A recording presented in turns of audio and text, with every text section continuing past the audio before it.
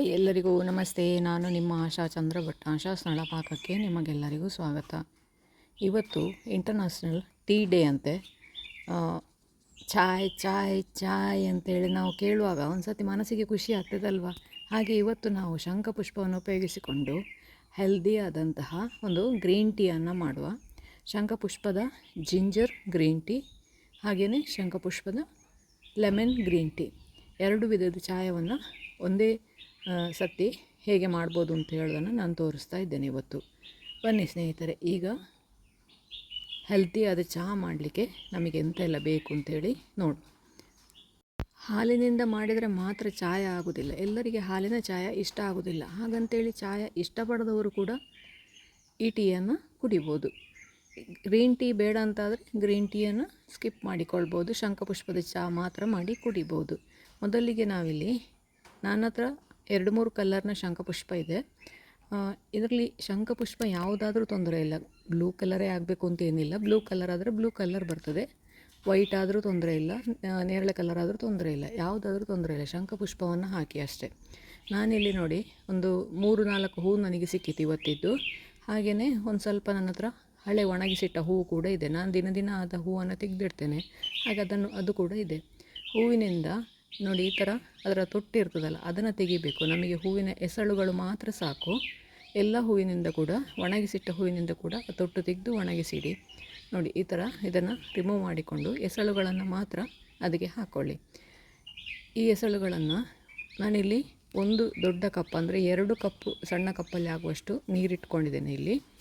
ಇದಕ್ಕೆ ಸಕ್ಕರೆ ಆಗಲಿ ಅಥವಾ ಬೆಲ್ಲ ಆಗಲಿ ನಾನೇನೂ ಹಾಕ್ತಿಲ್ಲ. ಬೇಕು ಅಂತಾದರೆ ಡೇಟ್ ಸಿರಪ್ ಹಾಕ್ಕೊಳ್ಬೋದು, ಇಲ್ಲ ಜೇನು ಹಾಕ್ಕೊಳ್ಬೋದು, ನಿಮ್ಮ ಇಷ್ಟ. ನಿಮಗೆ ಬೇಕಾ, ನಾನು ಎಂತ ಕೂಡ ಹಾಕೋದಿಲ್ಲ, ಹಾಗೆಯೇ ಕುಡಿಯೋದು ಅದನ್ನು. ನಿಮಗೆ ಎಂತ ಬೇಕು ಅದನ್ನು ಹಾಕಿಕೊಳ್ಬೋದು ನೀವು. ನನ್ನ ಹತ್ರ ನೋಡಿ ಒಂದು 5-6 ನಿನ್ನೆ ಮೊನ್ನೆ ಹೂವನ್ನು ಒಣಗಿಸಿಟ್ಟದು ಉಂಟು. ಅದರಲ್ಲಿ ಕೂಡ ಹಾಗೆ ಹಿಂದುಗಡೆ ತೊಟ್ಟೆಲ್ಲ ತೆಗೆದು ಎಲೆಯನ್ನು ಮಾತ್ರ ಅದಕ್ಕೆ ಹಾಕ್ಕೊಳ್ಳಿ. ಇದನ್ನು ಈಗ ಒಂದು 2-3 ನಿಮಿಷ ಕುದಿಸಿದರೆ ಈ ಶಂಖಪುಷ್ಪ ಪೂರ್ತಿಯಾಗಿ ಕಲರ್ ಬಿಟ್ಕೊಳ್ತದೆ. ಇದಕ್ಕೀಗ ನಾನು ಅರ್ಧ ಇಂಚಷ್ಟು ಶುಂಠಿಯನ್ನು ತುರಿದು ಹಾಕಿಕೊಳ್ತಾ ಇದ್ದೇನೆ. ಶುಂಠಿ ಕೂಡ ಆರೋಗ್ಯಕ್ಕೆ ತುಂಬ ಒಳ್ಳೆಯದು. ಶಂಖಪುಷ್ಪ ಎಷ್ಟು ಒಳ್ಳೆಯದು ಅದಕ್ಕಿಂತಲೂ ಒಳ್ಳೆಯದು ಶುಂಠಿ. ಶುಂಠಿಯನ್ನು ಡೈಲಿ ನೀವು ಟೀಗೆ ಹಾಕಿದರೆ ನಿಮ್ಮ ಹೊಟ್ಟೆಯ ಸಮಸ್ಯೆಗಳು ಮತ್ತು ಗ್ಯಾಸ್ಟ್ರಿಕ್ ಮತ್ತು ಈ ನಿಮಗೆ ಮೈಗ್ರೇನ್ ಬರ್ತದೆ ಕೆಲವು ಸತಿ, ನಮಗೆ ಅದು ಹೊಟ್ಟೆ ಸಮಸ್ಯೆಯಿಂದಲೇ ಶುರುವಾಗ್ತದೆ. ಹಾಗೆ ಅದೆಲ್ಲ ನಿಮಗೆ ತುಂಬ ಕಡಿಮೆ ಆಗ್ತದೆ. ಇದನ್ನು ನೋಡಿ ಈ ಥರ ತುರಿದು ಹಾಕಿಕೊಳ್ಳಿ. ಜಜ್ಜಿ ಹಾಕಿದರೆ ಅಷ್ಟೊಂದು ಪರಿಮಳ ಬರೋದಿಲ್ಲ. ನೀವು ತುರಿದು ಹಾಕಿದರೆ ಅದರಲ್ಲಿರುವ ಎಲ್ಲ ಅಂಶಗಳು ಕೂಡ ಬಿಟ್ಕೊಳ್ತವೆ. ಅದರಿಂದ ತುರಿದೇ ಹಾಕಿ ಶುಂಠಿಯನ್ನು. ಇಲ್ಲ ಶುಂಠಿ ಪೌಡರ್ ಇದ್ದರೆ ಅದನ್ನು ಕೂಡ ಹಾಕಿಕೊಳ್ಬೋದು ನಿಮ್ಮ ಹತ್ರ ಹಸಿ ಶುಂಠಿ ಇಲ್ಲ ಅಂತಾದರೆ. ಆದರೆ ಹಸಿ ಶುಂಠಿಯೇ ಬೆಸ್ಟ್. ನೋಡಿ 2-3 ನಿಮಿಷ ಕುದಿಸಿದಾಗ ನೋಡಿ ಶಂಖಪುಷ್ಪ ಕಲರ್ ಬಿಟ್ಕೊಂಡಿದೆ. ನೀಲಿ ಅಲ್ಲ ಅಂತಾದರೆ ಕಲರ್ ಬಿಟ್ಕೊಳ್ಳೋದಿಲ್ಲ. ಬಿಳಿ ಅಥವಾ ಲ್ಯಾವೆಂಡರ್ ಕಲರ್ ಆದರೆ ಅದು ವೈಟ್ ಕಲರಲ್ಲೇ ಇರ್ತದೆ, ಅಷ್ಟೆಂತ ದೊಡ್ಡ ಕಲರ್ ಬೀಳೋದಿಲ್ಲ. ಇದು ನೋಡಿ ಒಂದು ಸ್ವಲ್ಪ ಗ್ರೀನ್ ಟೀ ಹುಡಿ ಹಾಕಿಕೊಳ್ತಾ ಇದ್ದೇನೆ. ಅಂದರೆ ಎಲೆ ಇರುವಂತಹ ಚಾಯದ ಹುಡಿ ಗ್ರೀನ್ ಟೀ ಹಾಕಿ ಮತ್ತು 1-2 ನಿಮಿಷ. ಗ್ರೀನ್ ಟೀ ಜಾಸ್ತಿ ಹಾಕ್ಕೊಳ್ಬೇಡಿ, ಯಾಕೆಂದರೆ ಅದು ಕಹಿ ಆಗ್ತದೆ. 1-2 ಚಿಟಿಕೆ ಹಾಕ್ಕೊಂಡ್ರೆ ಸಾಕು.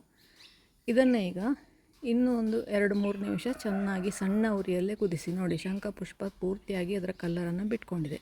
ನಮ್ಮ ಶಂಖಪುಷ್ಪದ ಟೀ ರೆಡಿ ಆಯಿತು. ಈಗ ಇದನ್ನು ಸೋಸಿಕೊಳ್ಳುವ. ನಾನು 1 ಲೋಟಕ್ಕೆ ಶಂಖಪುಷ್ಪದ ಟೀಯನ್ನೇ ಹಾಕ್ತಾಯಿದ್ದೇನೆ. ಮತ್ತೊಂದು ಲೋಟಕ್ಕೆ ಈಗ ನೋಡಿ ಅದು ಕಲ್ಲರ್ ಯಾವುದಿದೆ ಅಂತ ಹೇಳ್ಕೊಂಡು ಮತ್ತೊಂದು ಲೋಟಕ್ಕೆ ಒಂದು ಅರ್ಧ ಲಿಂಬೆಹಣ್ಣನ್ನು ಹಿಂಡಿಕೊಳ್ತಾ ಇದ್ದೇನೆ. ತುಂಬ ರಸ ಇರುವಂಥದ್ದಾದರೆ 1/4 ಲಿಂಬೆಹಣ್ಣು ಸಾಕು, ಇಲ್ಲಾಂತಾದರೆ ಅರ್ಧ ಹಾಕಿಕೊಳ್ಬೋದು.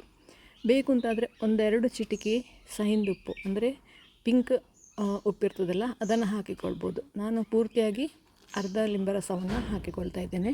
ಈಗ ನೋಡಿ ಅದರ ಕಲರ್ ನೋಡಿ, ಲಿಂಬೆಹಣ್ಣು ಹಿಂಡ್ತಾ ಇದ್ದಾಗ ಅದರ ಕಲರ್ ಕಂಪ್ಲೀಟಾಗಿ ಚೇಂಜ್ ಆಗ್ತದೆ.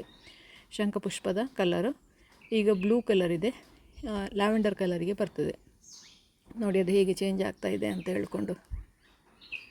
ಈಗ ನೋಡಿ ಜಿಂಜರ್ ಹಾಗೂ ಶಂಖಪುಷ್ಪದ ಗ್ರೀನ್ ಟೀ ಹಾಗೂ ಜಿಂಜರ್ ಲೆಮನ್ ಶಂಖಪುಷ್ಪದ ಗ್ರೀನ್ ಟೀ 2 ಟೀ ಕೂಡ ನಮ್ಮ ರೆಡಿ ಆಯಿತು.